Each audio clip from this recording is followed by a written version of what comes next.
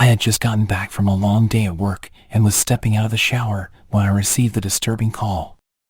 Jean was in the kitchen trying to whip up a late-night meal for the both of us. The caller's voice was distorted. Clearly they were using some sort of filter to mask their identity. But what came next was really the shocking part.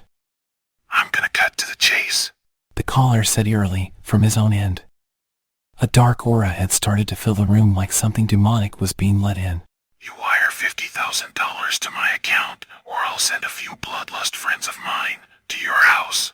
Despite the chill I felt, I just wasn't convinced by this scam caller because I had seen this sort of thing in a couple of true crime series that I was watching. "I don't know who the hell you are and what sort of sick joke this is, but I'm calling the cops." The caller wasn't moved, and instead, he point blank said something that made my bones chill. "You're home, alone with your girl, aren't you?" I was in total shock. My face went ghostly. "Who the heck are you? Are you spying on me?" "Wire the money, or suffer the consequences."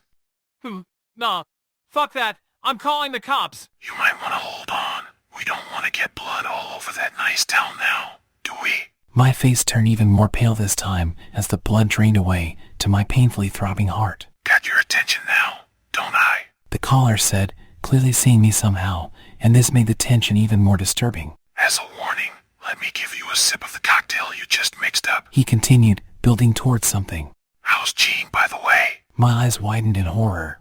"Jean!" I yelled, running towards the kitchen. That's when I heard a loud thud and the breaking of glass on the floor.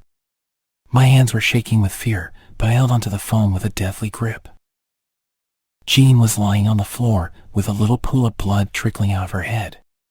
Scattered in pieces next to her was her favorite coffee mug. I checked for her pulse as my eyes moistened in fear and my heart pounded in anger.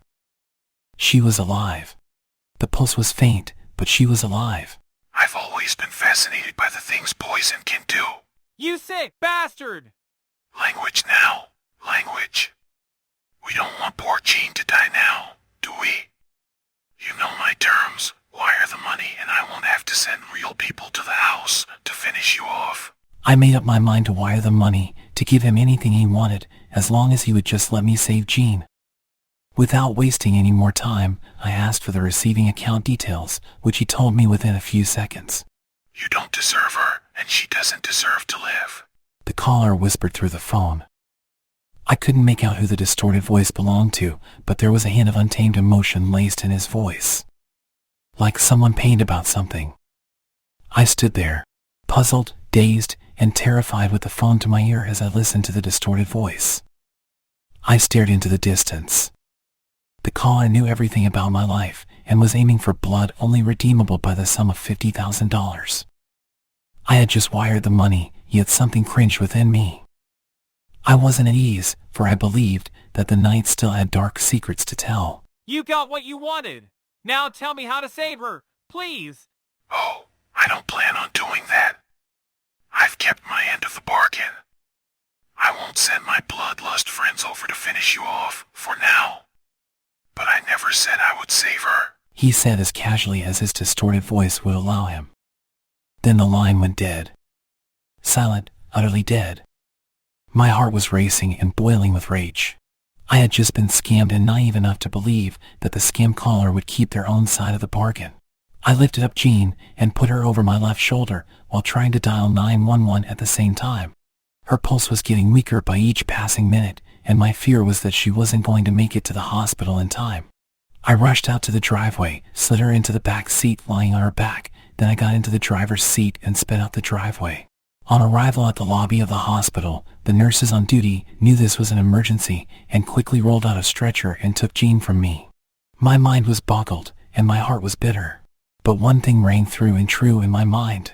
I was going to hunt down the bastard behind the call. The caller's intentions were premeditated but not carefully thought through. Within a few days, after the cops had arrived, the bank transfer was tracked to an offshore account in the Bahamas. Local ally authorities were informed to stay put till a withdrawal was made from the bank. Or at least an attempted withdrawal. Unsurprisingly, the caller was caught attempting to withdraw the money from the offshore account, proving my point that he was an amateur in many ways. He was taken into custody by local authorities in the Bahamas. It turned out to be Jean's ex-boyfriend, Damon Barger. Apparently, he never got over her and wanted to make her suffer in some way. He hired a professional lockpicker to trespass into our house while we were away, and knowing Jean liked to have coffee in her favorite coffee mug, Damon instructed the lockpicker to cover the rim of the mug in poison. Jean was recovering, but the poison had done much damage to one of her kidneys, which would change the course of her life. Forever. I was relaxing after doing the dishes for the night. Alex, my husband, was out on some important business meeting and told me that he would only arrive in the morning. It was usual for me to be left in the house with the kids like this, as Alex always had those important meetings. I loved being a housewife, but I still didn't understand exactly what Alex did for work. While dating, he had always jumped from job to job in the business world, and this time, he was told he would have a stable career as a head of operations. Until now, that was the case. This new job was in line with his dreams of becoming a CEO. And if he were to be promoted, it would be as the CEO of the company. As I switched on the television, the landline phone rang. It was around 8 p.m., and the kids were asleep, and Alex usually didn't call after 6. I rushed to the phone fearing bad news, but when I attended the call, it was a pleasant-sounding man, asking if I had some time. Hello? Hello, ma'am. I hope I'm talking to Susan Smith, wife of Alex Smith. The conversation went pleasant for a while. The man informed me that he was a coworker of Alex's and asked me about his whereabouts. Well, you see, sir, Alex has gone for a meeting and told me that most of the company people would be there. I have no idea where it is, to be honest.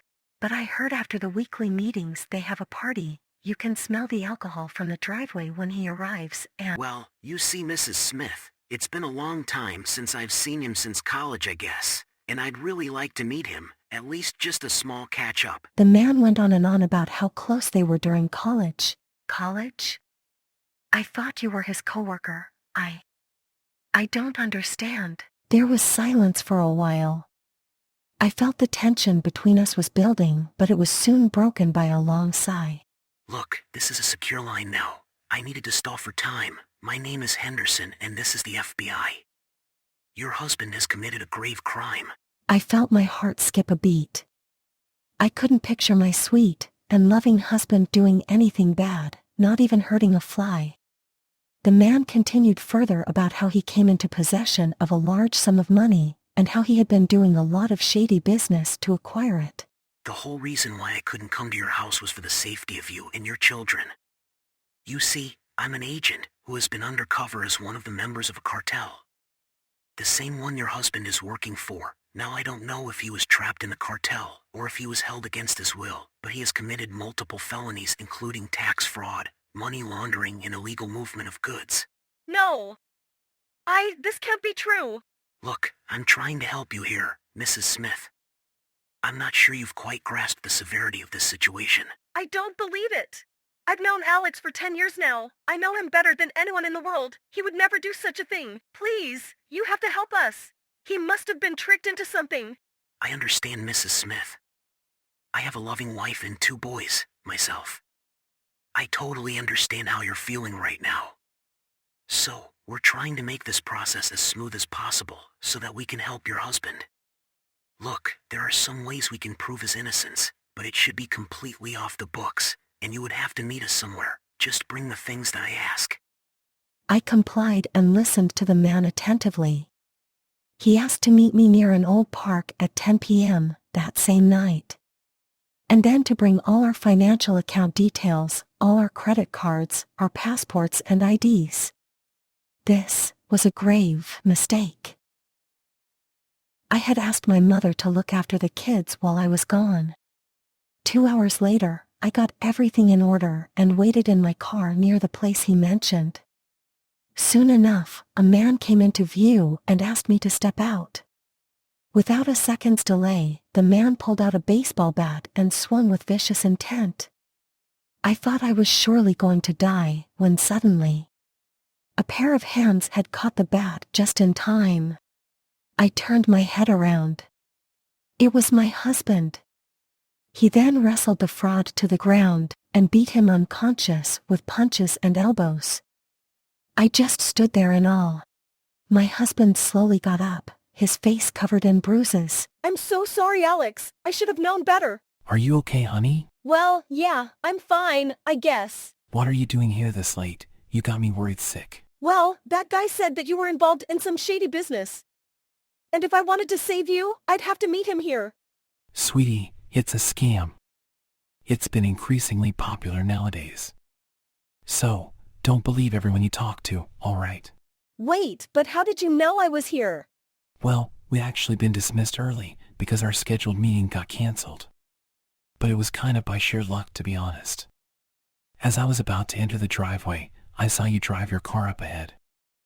I could sense something was off. Why would you be out of the house this late, leaving the kids alone? So I tailed you from behind. As you pulled up right here, I could see someone approaching you, so I parked my car and sprinted towards you as quickly as I could. Just in time, I guess. I'm so sorry, Alex. I burst into tears. He came forward and embraced me. Don't worry, baby. I'm here now. Let's get the hell out of here. Our top story tonight, an ongoing telephone scam has ruined many households and have left them vulnerable. The fraudsters would make numerous calls to affluent housewives claiming to be the police or the FBI. The fraudsters would then convince them that they would help them if they shared all their financial and private information. Ultimately, these have led to a surge in muggings and thefts. Last night, a similar incident happened in Oakland, California, where a 31-year-old housewife, Susan Smith, had nearly been the victim of a scam call. We join Ralph Byron with the latest updates. It was around 10 p.m. when Susan Smith was on her way to meet who she thought was an FBI detective. The fraud had claimed that her husband, Alex Smith, had been involved in illegal money laundering activities. Claims which were later proved to be false. When the two parties met, the fraudster was the first one to initiate violence. But by pure coincidence, Mr. Smith had tailed Mrs. Smith and had managed to save her just in time. The man has been identified as Richard Allen Minsky, a 41-year-old ex-con man with previous convictions of tax fraud and money laundering activities. He has now been arrested for attempted assault and will face 5 years in prison. This is one of many such scam call incidents occurring nationwide in the United States. So, for any viewers that are watching, beware and do not hesitate to talk to your loved ones before acting.